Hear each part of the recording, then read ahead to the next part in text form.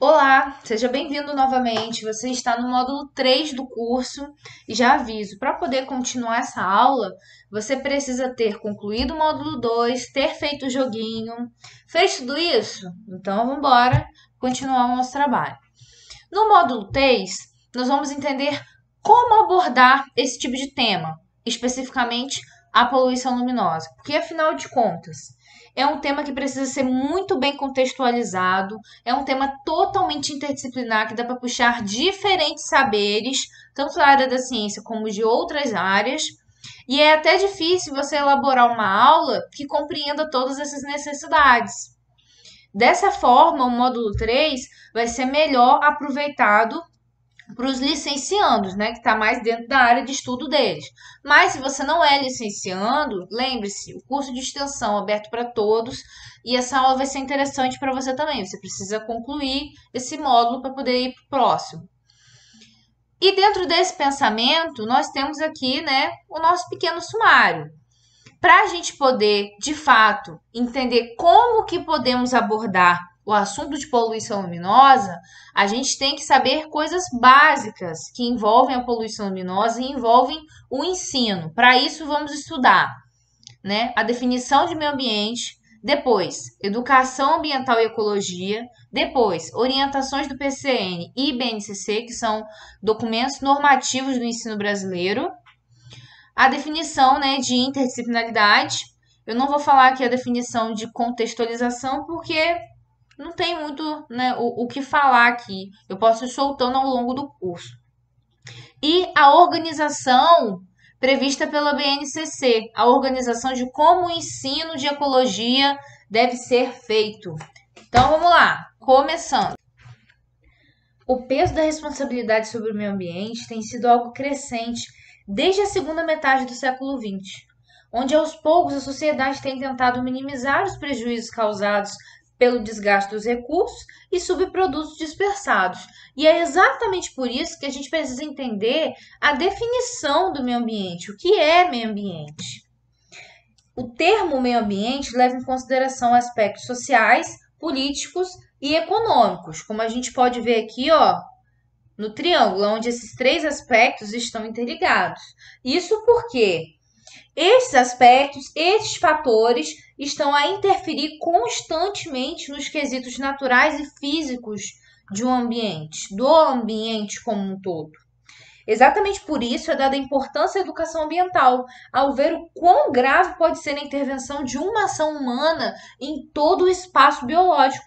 O cidadão precisa enxergar sua funcionalidade no mundo e como as coisas cooperam ou se prejudicam em uma sociedade, em um bem coletivo. Então, recapitulando só nossa imagem aqui para fixar, a gente tem, né, no espaço biológico, que é essa representação aqui, fatores bióticos e fatores abióticos, e estes estão envoltos na relação entre os seres. Só que essas relações, elas sofrem interferências diretas desses três aspectos. Então, nós podemos dizer que as coisas andam de fato juntas. Uma coisa acaba interferindo na outra. E é exatamente pelo fato de, no meio ambiente, a gente encontrar fatores que propiciam a evolução e a sobrevivência dos mais diversos seres vivos que o meio ambiente é dito como um patrimônio mundial. Agora que a gente entendeu mais ou menos, né, a definição de meio ambiente, a gente pode dar seguimento ao que é educação ambiental e ecologia. Observem bem essa imagem aqui, como ela é construída, os seus componentes, porque ela mesma por si só ela já fala muita coisa. Mas a gente pode falar aqui de forma geral que a educação ambiental é a conscientização sobre as intervenções humanas que possam manter o equilíbrio natural, trabalhando na construção de um futuro sustentável para as próximas gerações. É exatamente um consumo cíclico. Porque, na verdade, gente, na natureza as coisas são cíclicas. Nós, através da nossa produção excessiva, nosso consumo desordenado e inadequado, nós produzimos, né, consumimos tudo de forma linear. Mas essa não é a forma correta. Se a gente for parar para pensar no consumo cíclico e sustentável, a gente vai ter a longo prazo um meio ambiente, né, muito melhor, muito mais conservado. E dessa forma, a gente pode trabalhar, né, e pensar qual o objetivo da educação ambiental. No caso, ela não tem como ideia passar ideias soltas em uma visão utópica, não. Mas sim proporcionar ao estudante um entendimento concreto através de conhecimentos consecutivos agregados. Contudo, o conceito pode sofrer variações de acordo com o posicionamento de cada autor, tá? Que a gente sabe que dependendo da literatura que a gente está lendo a respeito de qualquer assunto, a gente pode encontrar opiniões ou complementares ou divergentes. E no meio disso tudo, de qualquer forma, dentro dessa área da educação ambiental, existe um grande desafio, que é estabelecer a integração contextualizada dos conhecimentos, sendo a interdisciplinaridade a que promove a elaboração de práticas viáveis, de aulas que realmente façam sentido, que a contextualização realmente seja bem embasada, bem ligada uma coisa à outra. Mas agora, afinal de contas, por que que fazer isso é um desafio? Gente, isso se deve ao fato de haver uma enorme fragmentação do saber no ensino brasileiro. Isso acaba passando uma visão de que a educação ambiental seria composta de um conhecimento específico. E a gente sabe que não é assim que funciona. Observem bem a imagem aqui. A educação ambiental por si só, ela não é uma coisa isolada, ela não é um conhecimento específico, como a gente acabou de falar. Não. Ela é um conhecimento que interliga diferentes âmbitos, diferentes saberes. Sem essas ligações aqui, você não consegue entender de fato o que é educação ambiental. Vamos puxar aqui da nossa memória. O que a gente fez no módulo 1 e no módulo 2?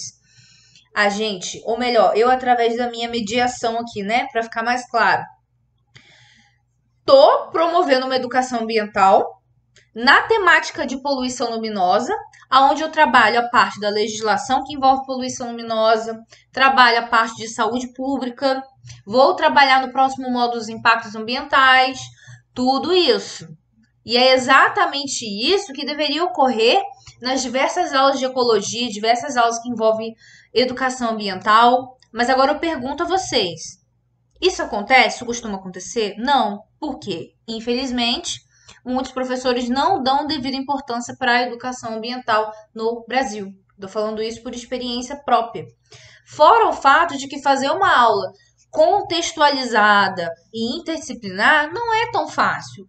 Envolve todo um planejamento. Foi o que a gente tentou fazer aqui, né, no módulo 2. Espero que vocês tenham compreendido bem essas questões.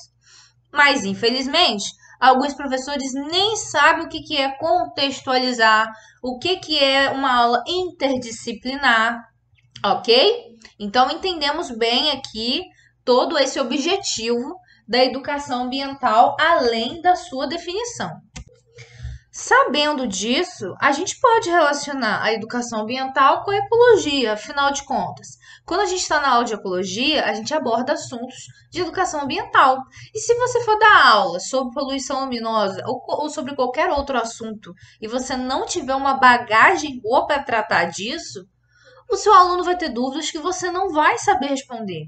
Ou melhor, até você mesmo, enquanto professor de uma matéria que vai falar sobre poluição luminosa, você não vai entender aonde você quer chegar e da onde você partiu com a sua ideia. Vai ser uma coisa avulsa. Então vamos lá.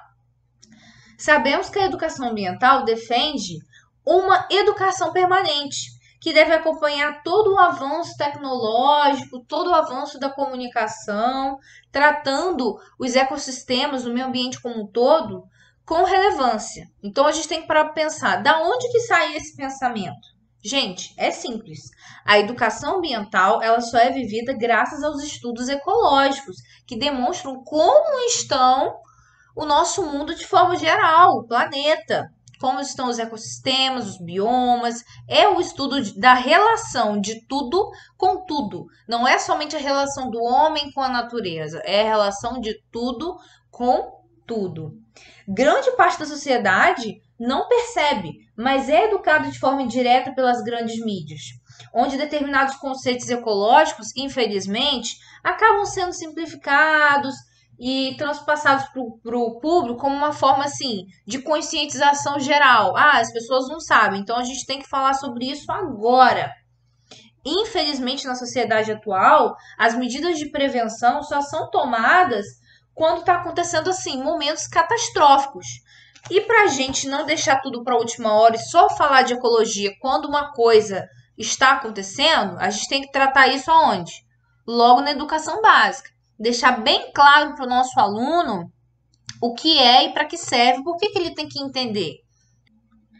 A educação ambiental, ela consiste na conscientização, né, das atitudes humanas, atitudes coletivas em todo o meio ambiente.